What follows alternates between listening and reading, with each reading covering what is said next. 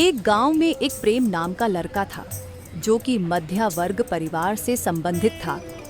प्रेम पढ़ाई में बहुत होशियार था। वो स्कूल में हमेशा अव्वल आता था। घर वालों को उस पे बहुत फक्र था। तो एक दिन उसकी माँ उसे कहती है कि मेरा बेटा आज कॉलेज में पढ़ने जा रहा है। बेटा वहाँ खूब पढ़ाई करना और गांव भी आ जाया करना। हाँ माँ, हाँ ठीक है, मैं नहीं बदलने वाला। घर तो मैं आया ही करूंगा। चलो माँ, मेरी पैकिंग करवा दो, फिर मैंने जाना है। ठीक है बेटा।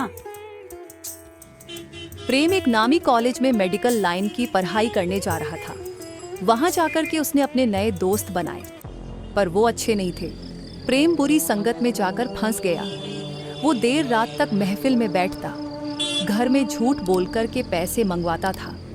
पढ़ाई में बिल्कुल भी उसका ध्यान नहीं था। वो घर नहीं गया था तो एक दिन घर फोन करता है कि माँ, मुझे और पैसे चाहिए। इतने पैसों का तू क्या करता है बेटा? तू कोई बुरी संगत में तो नहीं फंस गया? माँ, मुझे समझाने की जरूरत नहीं है। मुझे सब अक्ल है, मुझे बस पैसे चाहिए। आप मेरी इतनी भी फिक्र ना करो। मैं अपने आप अपनी जिंदगी को देख लूंगा। बस मुझे पैसे भेज देना। बेटा तेरी फिक्र अगर हम नहीं करेंगे तो और बता कि कौन करेगा। अगर तू कोई बुरी संगत में फंस गया है तो बेटा बता दे। तो जब से शहर गया है एक बार भी तू घर नहीं आया। तू एक बार घर आ जा बेटा, ताकि तुझे हम समझा सके। इतना बोल करके माँ ने फोन रख दिया। 1 साल तक ऐसे ही चलता रहा। तो 1 साल के बाद नतीजा सामने आया तो रे प्रेम, तू एक सब्जेक्ट से फेल हो गया। अच्छा, क्या मैं फेल हो गया?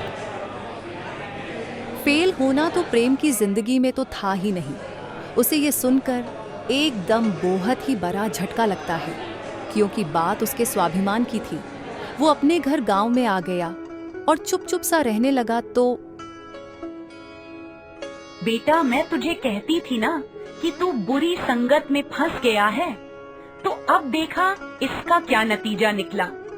अब भी वक्त है बेटा, ऐसे चुप करके बैठने का कोई फायदा नहीं। तू दोबारा से मेहनत कर, तेरी जिंदगी का सवाल है। अपने आप को बदल। माँ बोल ही रही थी तो प्रेम अपने कमरे में चला गया। अब वो चुप चुप सा रहने लगा, किसी से कोई बात नहीं करता था। ये देख करके उसके माता पिता भी उदास रहने लगे, क्योंकि उनको अपने बेटे से बहुत प्यार था। अब प्रेम अपने दोस्तों के फोन भी नहीं उठाता था। अब उसकी तबीयत भी ठीक नहीं रहती थी। उसे लगता था कि उसकी जिंदगी वहीं पे रुक गई है और अब उससे आगे नहीं चला जाएगा। ऐसे ही एक दिन उसकी माँ को उसका स्कूल वाला दोस्त मिलता है। बेटा तू निखिल है ना, प्रेम का दोस्त? हाँ माँ जी, मैं निखिल हूँ। क्या बात है? माँ जी, आजकल प्रेम मेरा फोन नहीं उठाता, उसे क्या हो गया? नहीं नहीं बेटा, वो तो आजकल घर में ही बस चुप सा रहता है, किसी से कोई बात नहीं करता। वो एक सब्जेक्ट में फेल क्या हो गया, न जाने उसको लगने लगा जैसे उसकी तो जिंदगी ही रुक गई। हमने तो उसे बहुत समझा करके देख लिया, पर उस पे कोई भी असर नहीं हो रहा। माँ जी, एक काम करता हूँ, अगर आप मानो तो। हाँ हाँ बोल बेटा, क्या बात है? माँ जी, मैं ये सारी बात हमारे स्कूल के प्रिंसिपल को बता देता हूँ। शायद वो इसे कुछ समझा सके, क्योंकि प्रेम प्रिंसिपल साहब की बहुत ही इज्जत करता है। ठीक है बेटा, ये भी करके देख लेते हैं। निखिल स्कूल जाकर के प्रिंसिपल को ये सारी बात बताता है। तो फिर एक दिन ये प्रिंसिपल साहब का फोन, क्या बात है? प्रेम बेटा, तू किसी दिन मेरे घर आकर के मुझसे मिलना। मैंने कोई तुमसे जरूरी बात करनी है बेटा। जी सर, मैं आ जाऊंगा। कुछ दिनों बाद प्रेम एक शाम को अपने प्रिंसिपल के घर चला जाता है। वहाँ प्रिंसिपल साहब घर के बाहर अंगीठी से अपने हाथ सेक रहे थे, क्योंकि सर्दियों का मौसम शुरू हो रहा था। आओ आओ प्रेम बेटा, बैठो। क्या हाल है तुम्हारा? ठीक है सर, पर आपने मुझे अपने पास क्यों बुलाया? ऐसी क्या बात है सर जी? अरे इतनी भी कोई जरूरी बात नहीं बेटा, वैसे ही तुम्हारे साथ बातें करने को मेरा दिल करता था। ठीक है सर। इतना बोलकर प्रेम भी प्रिंसिपल साहब के पास ही बैठ गया।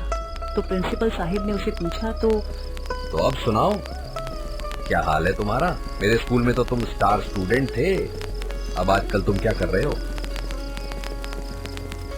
प्रेम बिल्कुल चुप ही चुप था, कुछ नहीं बोला। उसने प्रिंसिपल साहब को कोई जवाब नहीं दिया। कुछ देर वहां शांति रही। तभी प्रिंसिपल साहब ने अंगीठी में से एक कोला निकाल करके बाहर रख दिया। वो कोला धीरे धीरे बुझने लगा। प्रेम ये सब देख रहा था तो अपने प्रिंसिपल साहब से बोला कि सर आपने ये क्या किया? कोयला अच्छा भला हमें सेक दे रहा था, आपने इसे बाहर निकाल के खत्म कर दिया। ये क्या बात है सर? बेटा, ये कौन सी बड़ी बात है? मैं इस कोयले को दोबारा से अंगीठी में रख देता हूँ। प्रिंसिपल साहब ने वो कोला दोबारा अंगीठी में रख दिया और वही कोला दोबारा से जलने लगा और सेक देने लगा। तो प्रिंसिपल साहब ने प्रेम से ये पूछा कि बेटा, कुछ समझ में आई या तुम्हारे कि ये मैंने अभी क्या किया? नहीं सर जी, मैं समझा नहीं। बेटा, ये जो कोयला है ना, वो तुम हो। तुम भी इसी तरह बाहर निकल करके बुरी संगत में फंस गए और बुझ गए। अब तुम दोबारा से इस कोयले की तरह वापस भी आ सकते हो। बस तुझे अपने दोस्त बदलने होंगे और अपनी जिंदगी तौर तरीके बदलने होंगे। बस मैंने तुझे यही बताने के लिए यहाँ अपने पास बुलाया था, क्योंकि तू दोबारा से अपनी जिंदगी शुरू कर सको। अगर फेल भी हो गए तो इसमें कोई बड़ी बात नहीं, क्योंकि नाकामयाबी भी हमें जिंदगी में आगे बढ़ने के लिए सही या फिर गलत का सबक सिखा करके जाती है। तो इसीलिए अपनी जिंदगी दोबारा से शुरू करो, वो जरूर सफल होगी। सर मैं अब आपकी सारी बात को अच्छे तरीके से समझ गया हूँ। मैं दोबारा से पढ़ाई करूंगा और अपने माँ बाप के सपने पूरे करूंगा।